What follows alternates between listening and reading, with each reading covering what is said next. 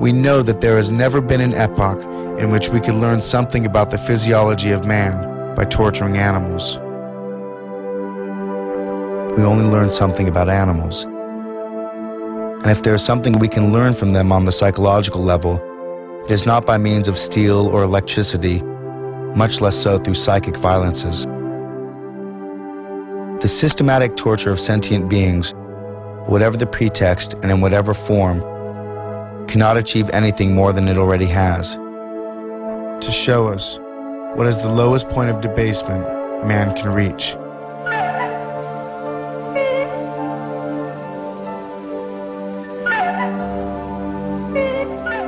If that's what we want to know.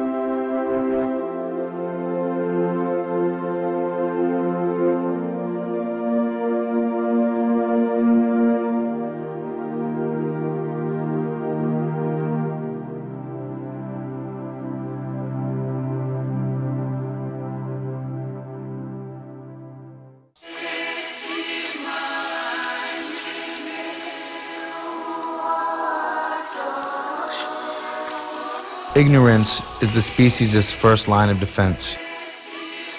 Yet it is easily breached by anyone with the time and determination to find out the truth. Ignorance has prevailed so long only because people do not want to find out the truth. "Don't tell me, you'll spoil my dinner," is the usual reply to any attempt to tell someone just how that dinner was produced. Even people who are aware that the traditional family farm has been taken over by big business interests,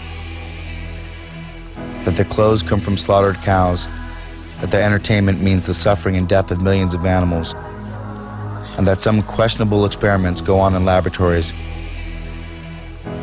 still cling to a vague belief that conditions cannot be too bad, or else the government or the animal welfare societies would have done something about it.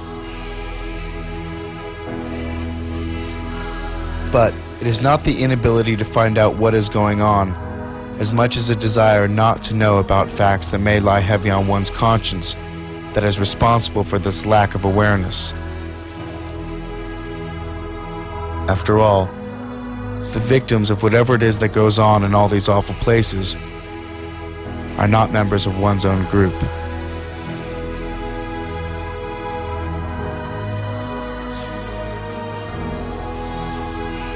It all comes down to pain and suffering, not intelligence, not strength, not social class or civil right.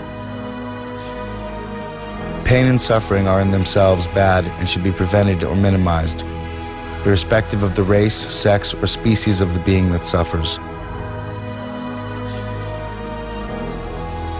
We are all animals of this planet. We are all creatures. And non-human animals experience sensations just like we do. They too are strong, intelligent, industrious, mobile, and evolutional.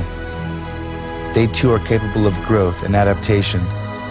Like us, first and foremost, they are Earthlings. And like us, they are surviving. Like us, they also seek their own comfort rather than discomfort. And like us, they express degrees of emotion. In short, like us, they are alive. Most of them being, in fact, vertebrae, just like us.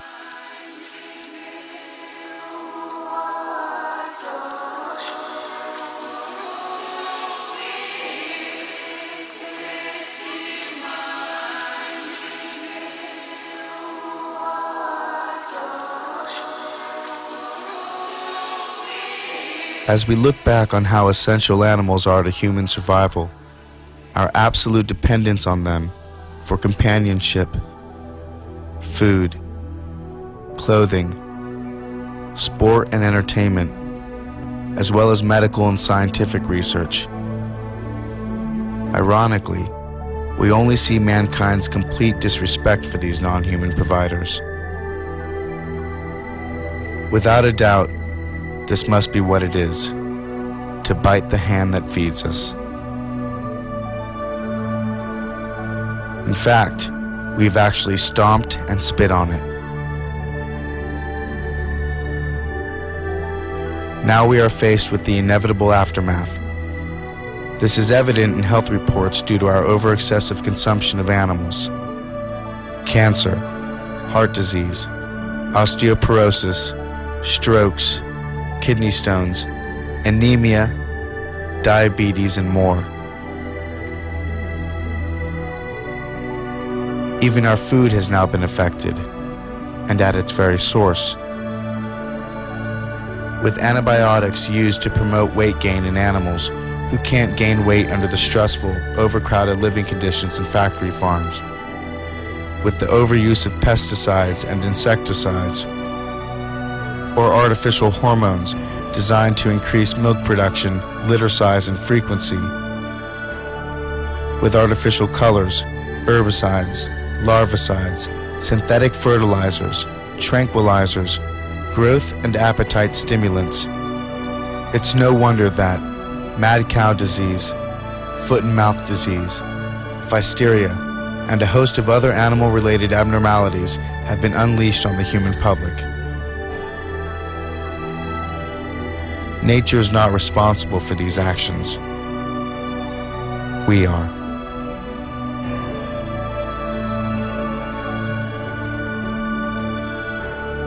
So a change is inevitable. Either we make it ourselves, or we will be forced to make it by nature itself. The time has come for each of us to reconsider our eating habits, our traditions, our styles and fashions, and above all, our thinking.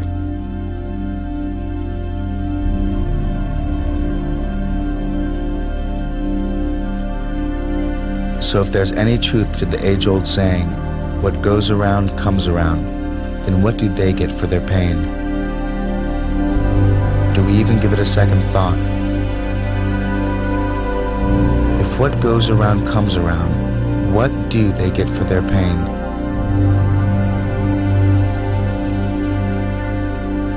They are Earthlings. They have the right to be here just as much as humans do. Perhaps the answer is found in another age-old saying, and one equally true. We reap just what we sow.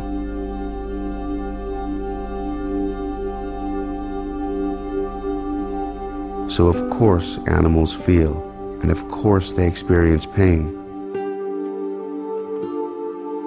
After all, has nature endowed these wonderful animals with well springs of sentiment so that they should not feel? Or do animals have nerves in order to be insensitive?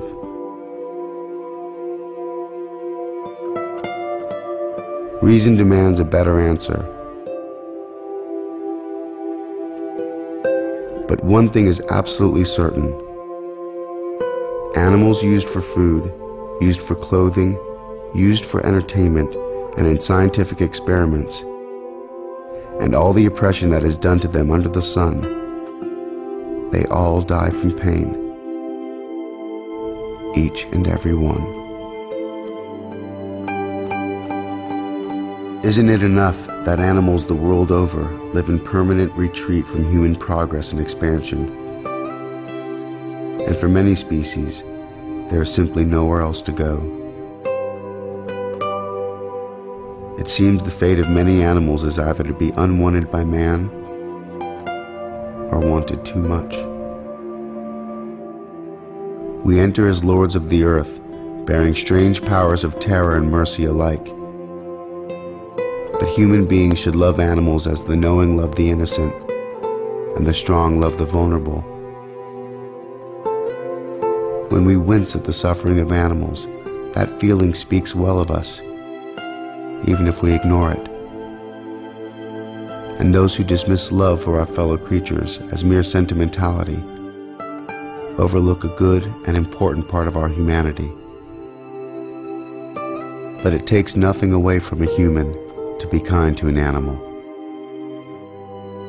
And it is actually within us to grant them a happy life, and a long one.